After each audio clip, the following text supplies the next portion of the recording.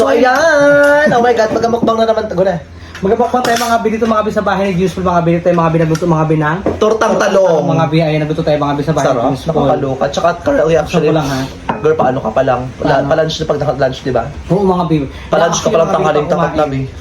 So kakain tayo. Oo, like on dito ha. Kakain tayo mga bin sa bahay namin mga bin at the same time. So yun na nga, pakain pala ang bakla. Currently, alas 2 na po mga bin ng hapon. Ay, siyempre mga bigay ng gusto si Useful mga bi kasi mga bi may sakit po siya ngayon, di ba? Meron tayong sakit.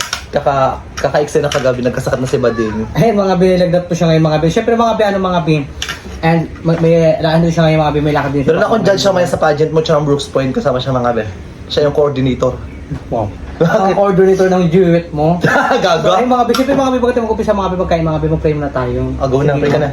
Hindi ko ka na. Lord, prayers, tapos pagkain ng Lord sa amin natin, Lord, hindi ko sa mga nasa Lord, sa mga nasa Lord, sa mga isa, at yun nga po yung mga parami Lord sa mga araw, hindi ko pa namin yan. Natin yun po Lord yung masuport sa amin, sa mga sa amin, sana po Lord, taas ko sana po Lord yung mga isang bawat isa, and natin yung mga parami Lord, in Jesus' name. Amen! Sa mga bakabugod na ako.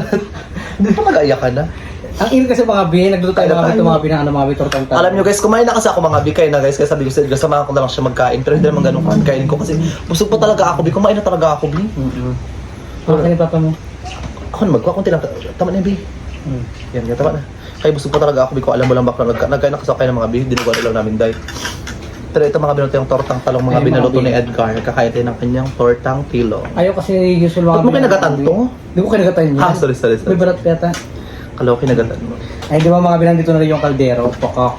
Para efekis magutom ka, din siya na lang yung kaldero agad. Kakain tayo tanghaling tapat mga bin. Malamang, kahit ng gabi. Sa mga viewers po namin dyan sa ang lupalupan kayo ng Pilipinas, kumain na kayo dyan. Yung iba yung video natin, pinipilipan sa TV, di ba? Yung iba naman nag-aabang ng bawat tapo ng punchline. Wala pong punchline ngayon, may sakit po si Bading. Pero Bading mo ito, nilalangaw na mukha ka, dami kasing langaw dito sa bahay namin dahil. Mga langaw dito, parang galing pa ata tong ano. Sa mga pinagbalsamuhan, nakakaloka. Tumang. Kain tayo mga bi. Kain tayo ah. Oo na, ulit. Kain na. Hindi naman ito, parang foretail pa ata. Uy na. Sarap diba? Nakakamiss talaga yung talong. Kaso lang kung saan ako nag-crave sa talong, doon naman ako nakakain na. Doon ka nagkasakit ka mo. Ang sarap. Hindi siya matabang. Sakto lang yung lasa for me. Ang sarap magluto. Dapat nag-ano ka, dapat nag-chef ka na lang. Totoo, dapat nag-chef ka. Pakita mo sa Chef Boy Legro, kala mo yun? Hindi yun sa palabasyon. Kundi yung samahan mo yung yung mama ni Miguel Tan Felix. Oh, okay na to. Kaya alam mo yun?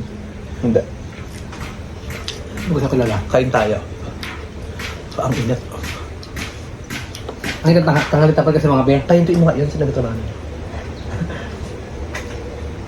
Si Father Cass. Nakatapos si Gawad GR. Saan siya? Hindi siya kagawin. Ay, okay, sorry. Gawad GR na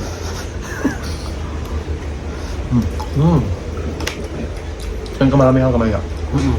Kahit yung mga bi. Kung hindi ako nagkansya ko, wala akong sakit bakla.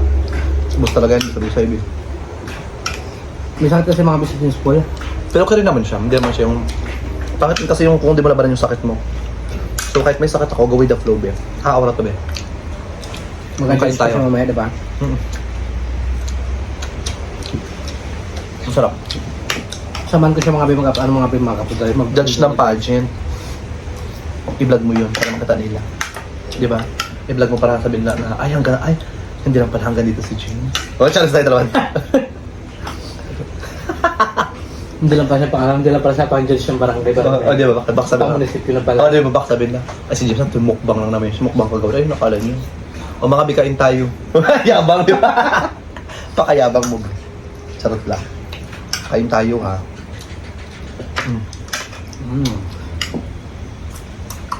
Sarap. And siyempre mga big person ko na dito, mga mag-content mga bi sa bayan na Useful. Ngayong 2025, di ba? Kakain naman si Bayot. Sobrang init pa ano? Paano yun, di ba? Mamaya, after mo kain, pasok sa aircon.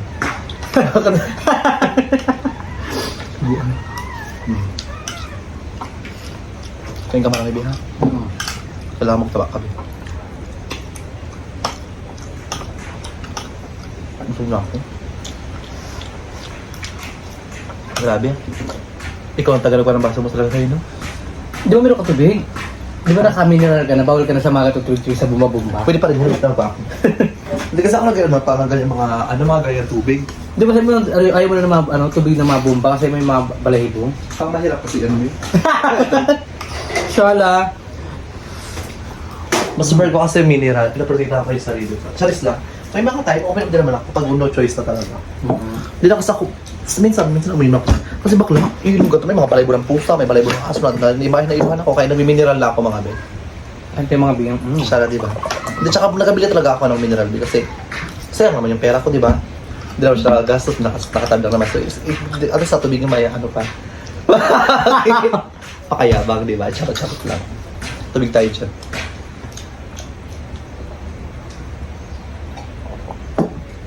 At saka dapat gantong tag-init, kailangan talaga Maraming tubig. maraming tubig para hindi kayo ma-dehydrate. Ano lagay mo bakla? Mas sarap lang hindi. Kaya kuting asin. Mabi ka anak, kailangan ko tinubigan mo ng tubig dagat. Tanong pa. Kala ko maruya. Ito. Kain lang kayo dyan. Grabe, pati ko siya nagkatulog talaga sa ngipin mo, no? Ay, patunog ko lang. Magkain ka pa. Diyos ko, di ba kami sipo na day? Lord, salamat sa pagkain, Lord. Sumusog ang mga bakla.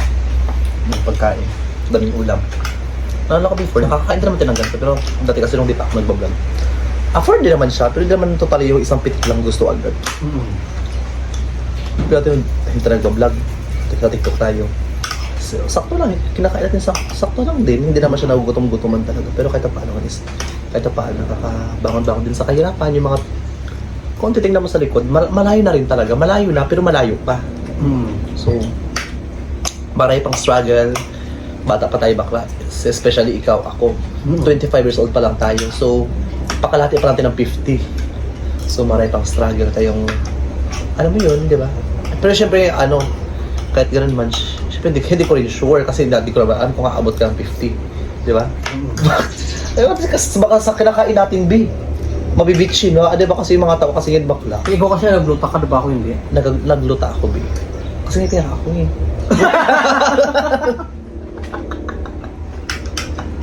Hindi, charot lang. Before kasi nagkapatulog na tayo, di ba? Before kasi nagpatulog ng tayo, ngayon puro capsule ng tayo. Pero ngayon, pa 4 days na ako din nagtitake ng gluto tayo, B. Tsaka ng Mayray, kasi Mayray kasi tumatawa kasi. Ang galing mo sumagot ha? Bakit? Lagi mo guluta. Kasi may pera ako eh. Ganun talaga. So, gano'n lang. Pagluta-gluta. Pero wala namang effect na nangyari, bakla. Pero okay lang yan.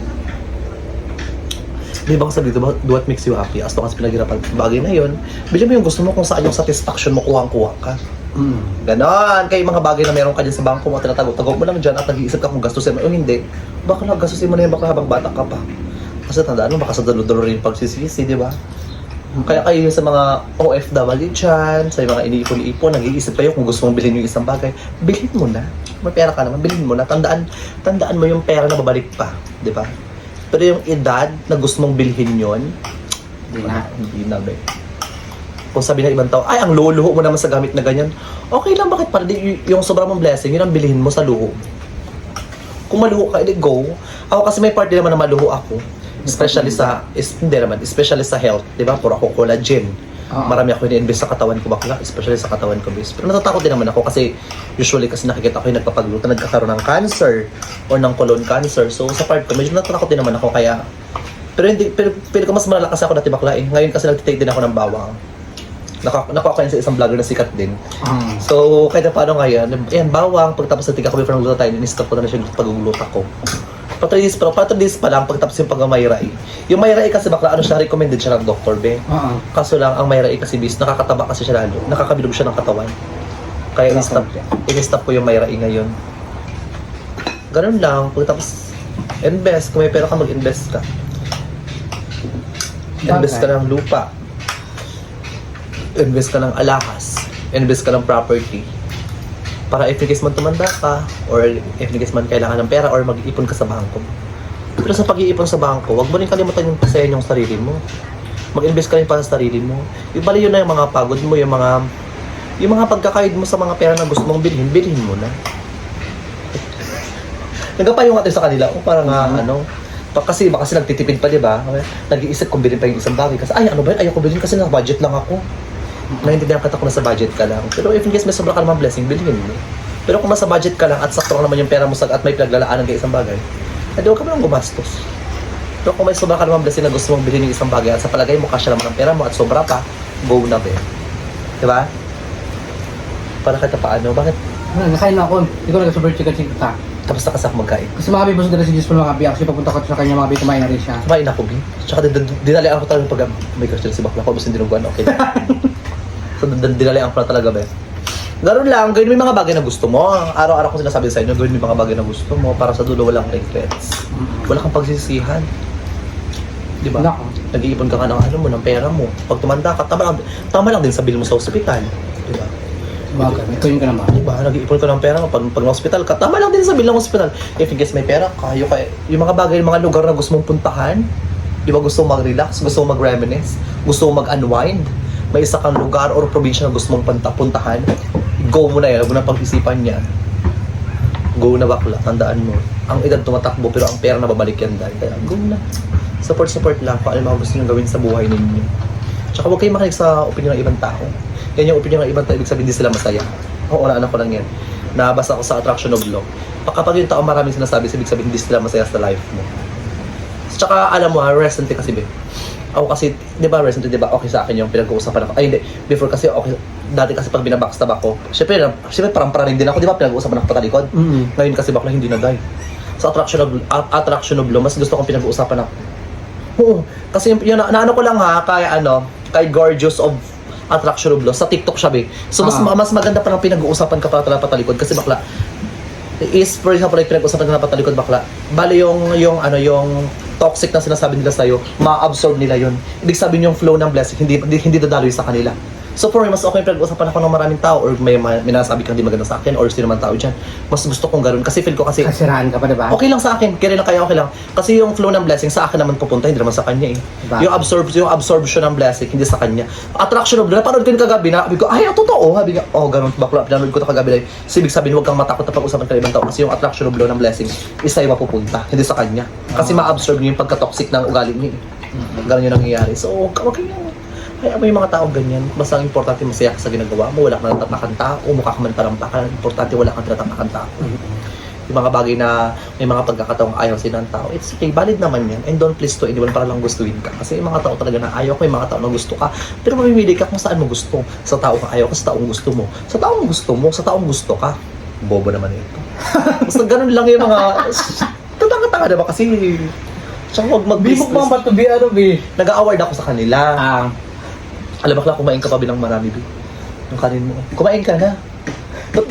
Aba nag-check up para magkaba yung vlog mo, ipa 20, magkain ka lang, ito nahiya ka pa sa akin. Kasi bakla, kung hindi lang ako busy bakla, kailan mo kung paano ako maglapang, di ba? Mabilis akong kumain. Busog na talaga ako bakla, ayoko rin pilit yung sarili ko, Bi.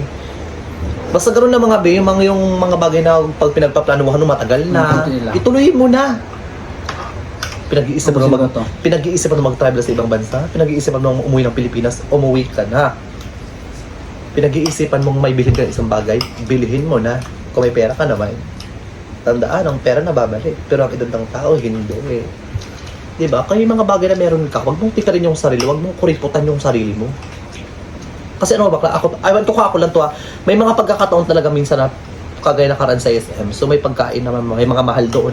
Hindi ko pinagkakain sa sarili ko yun, kinakain ko talaga siya, kasi ayoko maging ignorante.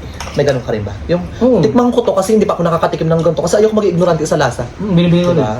So may mga ganun pagkakataon minsan yung sarili mo, titirin. Paggustuhan mo hanggat meron. Ganun lang, para naman happy naman yung life mo. Tapos gawin mo yung mga bagay na gusto mo para happy na yung life. Tsaka hayaan mo yung mga tao dyan, yung mga negative sa buhay nila. Hayaan mo sila dyan. Yung flow ng blessing, hindi ang dadaloy sa kanila. Ang importante, yung mga bagay na gusto, mag-focus ka lang sa life mo. Ganon. Akala ko ba masaya ka? Bakit ka nagkapang-stop ng post ko? Di ba kailan ka sa ganun? Baka akala ko masaya. Tapos nakita ko nag-stalk. Nakikita ko man. Hintayin ka na. Huwag na ako. Madadamay ka, sabi ko sa'yo. Baka parang ang palaway ko nga, hindi naman. Hindi ah. Nagsishare lang tayo ng ano, yung mga bagay na gusto nyo. Gawin yung mga bagay na gusto nyo. Tira mo ako may... Kasi alam mo, kasi nagtatanong kasi ako sa matatanda. Bilang matanda, anong maipapayo nyo sa mga bata? So, ang sabi nila sa akin is mag-take daw ng rest. Pagtapos, yun nga, gawin yung mga bagay na gusto mo. Nagtanong ako, sabi ko, bakit mag-take ng rest? Tsaka bakit gawin yung mga bagay na gusto? Yung pala, before pala yung matanda na natanungan ko, is marami parang opportunities sa kanya na pinabayaan niya lang, hinayaan niya lang. So, ibig sabihin pala, kapag may opportunity talaga, is grab the opportunity agad. So, nung ngayong matanda na siya, nagkaroon siya ng regrets na dapat nung kabataan niya pa dapat din grab niya yun.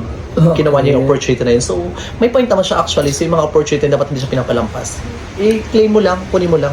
Kung sa palagay mo hindi mo naman kaya, itry mo lang. Kung sa palagay mo na hindi ka mapasa sa ganung opportunity, at sa palagay mo na pagsarahan ka ng pintuan, then try to ano daw an opportunity na magbukas sa panibagong pintuan. What yung vlog mo? Gago to. Sa Alicia Pablo Vlog, di ako nagasama. Outro ka na. Bakit? Pwede yung mga mag-enter po tayo mga binati yung YouTube channel, mga bisip yung mga Totay na, Mari. Nagkain ka lang. Pakakait na. Hindi na ako daw ang namakita. Siyempre yung ano mo, yung cerebellum mo, tsaka yung cerebrum mo. Hindi na rin siya gumagana. Gumagana, like ano lang siya pag na-overtaken mo talaga ako, wala na akong masasabi. Iba na yan eh, James Paul na yan, di ba? Mas iba yan, tila mo. Charot mo. Hindi, joke lang po. Eme lang. So ayun mga bibigay, mga bisip, mga bimarere sa po sa inyo lahat mga bis sa mga sumusuporta po sa amin, sa mga hindi nag-skip ng ad, thank you so much mga be. And by the Tsaka way, abang-abang kayo mga bis sa mga kasi marami nakakamiss sa akin yung energy ko sa mga vlog nyo. Sakto lang naman siya, kaya abangan nyo sa vlogging ko pag makapagbalik vlogs ako. mas bubong pa, diba? Bubongga talaga to, tsaka mas maraming pakulo. Yeah. Kasi pag content ko kasi mukbang talaga, so may mga pagkakataon talaga nakakaumay din talaga yung content ng mukbang. Pero masaya na may kinakain, hindi naman doon ungrateful dahil sa maraming kinakain, hindi naman. May mga pagkakataon talaga minsan yung parang pag mukbang talaga bakla, may mga pagkakataon talaga yung wala ka. Yung like, gusto ko naman yung content na mukbang, pero may mga pagkakataon talaga minsan pag wala ka ng choice na maisip na content, so ang bagsak ko mukbang.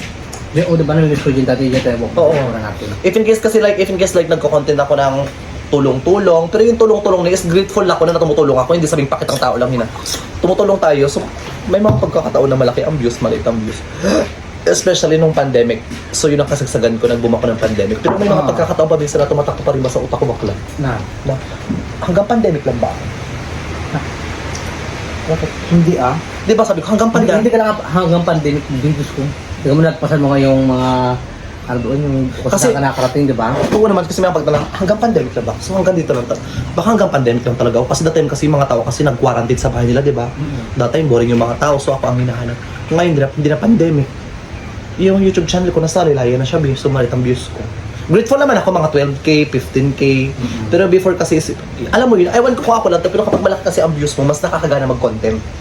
Lalo pag 50k, 30k, kahit 30k lang sana mag-maintain ako sa 30k views, pakak talaga yung mga content. Tsaka feel ko dahil din nga siguro nakarandal nga sa mga content kasi isa-isa ko din yung content, tsaka ang dami-dami pating sinasagwa ng content sa YouTube channel. So ito kata paano makakapagsagwan at makakabuhay tayo ng maayos sa YouTube channel natin. Kaya abang kayo mga bisa magbabalik vlog ko ha. Actually, pag makabalik vlog ako, no more collaboration muna. Bakit? Hatak lang to eh. So, bibigyan na naman ng ish. Tama na. Bakit? Hindi, charot lang. Mga edad ka na. Basta, abang lang kayo pag makapagbalik vlogs. Oo, sa mga mariris at mga business. Tsaka pag makapagbalik vlogs ako mga be, lahat ng mga video ko na yung mga taong sinama ko dati, yung private team video na yung ano ko siya be, goal ko siya. So, ang iiwan ko lang, yung issue lahat. Charot lang. Hindi, charot lang, joke lang. Wala kang iiwan. Ay, gano'n lang siya pala siya. Hindi ko pa-private. Para kanya paano makita yung mga pinagdaanan ko before paano ako nakapunta sa ganong sitwasyon na posisyon. So, lahat ng video ko, panoorin niyo pa rin sa YouTube ko, James Lee. Huwag niyo kalimutan yung, ugat. Pero yung mukhang ugat, kalimutan niyo na. Charis. Yung mukhang ugat doon sa kabila. Dito banda. Bakit? Maraming ugat, maraming ugat. Sige na nga, huwag ito tayo ko. Parang susunod sabi mo. Nabulbulo tuloy ako. Sige na, ako labi nakakita. So, pwede yung mga bait ko na rin po mga biyating yung channel. Mga po mga baiting ka so much. Taray, 20 minutes. Sa Alicia Pablo ito, 10 minutes lang ito. Nag-exit na ako dahil.